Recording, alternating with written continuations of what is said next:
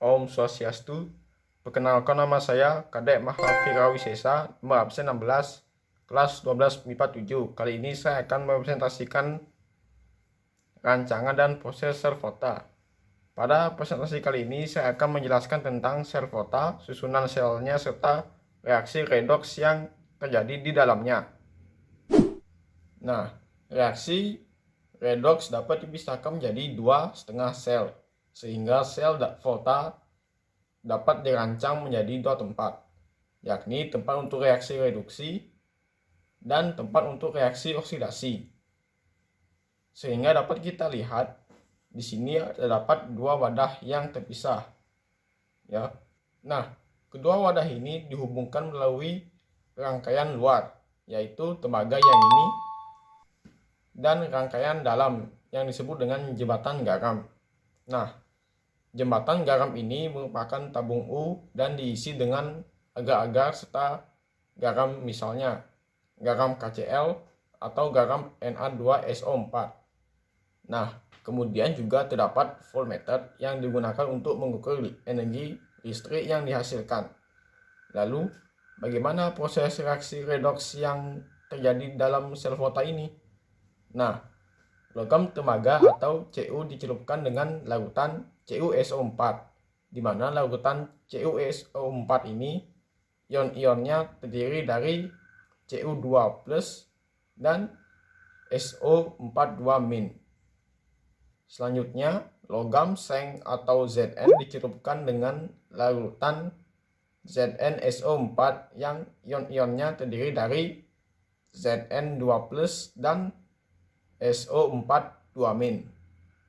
Nah, dalam hal ini logam Zn akan melepaskan dua elektron dan membentuk ion Zn2+ bergabung dengan larutan ZnSO4. Dengan reaksi Zn menghasil Zn2+ ditambah 2 elektron, di mana reaksi ini kalau kita perhatikan merupakan reaksi oksidasi karena terjadi kenaikan bilok Zn dari 0 menjadi positif 2. Nah, Zn di sini biloksnya 0 karena merupakan unsur bebas. Kemudian untuk Zn2+, biloksnya sama dengan muatannya, yaitu positif 2. Nah, selanjutnya elektron yang dilepaskan oleh Zn akan mengalir dari elektroda Zn ke elektroda Cu. Kemudian ion-ion Cu2+ dalam larutan CuSO4 akan menerima elektron tersebut dan membentuk endapan logam Cu dengan reaksi Cu2+ ditambah 2 elektron menghasilkan Cu. Nah, kalau kita perhatikan, reaksi ini merupakan reaksi reduksi karena Cu mengalami penurunan biloks dari positif 2 menjadi 0. Sehingga reaksi total yang terjadi dalam sel volta ini adalah Zn ditambah Cu2 plus menghasilkan Zn2+ ditambah Cu.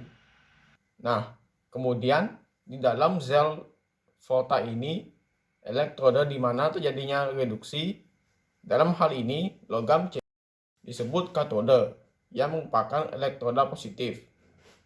Sedangkan elektroda yang merupakan tempat terjadinya oksidasi dalam hal ini adalah logam Zn, disebut sebagai anoda, yang merupakan elektroda negatif.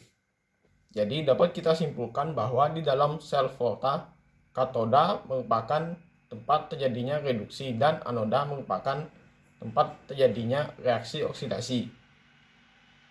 Dan untuk lebih mudah menghafal, kita bisa mengingat kata KRAW: katoda, reduksi, anoda, oksidasi. Nah, selanjutnya kita dapat mengingat kata kapan untuk menghafal kutub dari setiap elektrodanya. Kapan? Katoda positif, anoda negatif. Jadi, katoda merupakan elektroda positif dan anoda merupakan elektroda negatif. Nah, selanjutnya, apa fungsi dari jembatan garam yang digunakan dalam sel volta? Mari kita bahas. Kita ingat kembali di dalam proses yang terjadi di sel volta, tadi Zn terurai menjadi Zn2+. Nah, maka dalam larutan ZnSO4 akan terjadi kenaikan jumlah Zn2+.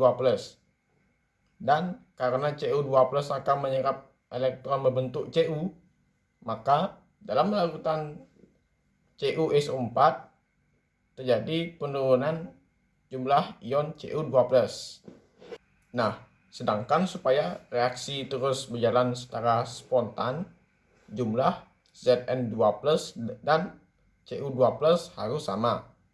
Nah, untuk menyetarakan keduanya, maka ke dalam larutan ZnSO4 akan masuk anion yang berasal dari jembatan garam sesuai bertambahnya ion Zn2+.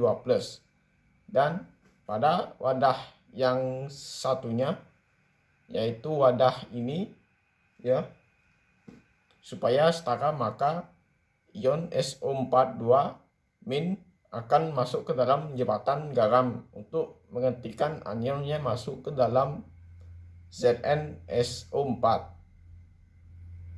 Ya, jadi itu saja presentasi dari saya. Jika ada kesalahan, mohon maaf. Dan terima kasih telah menonton. Sekian, terima kasih. Om Santi Santi Santi Om.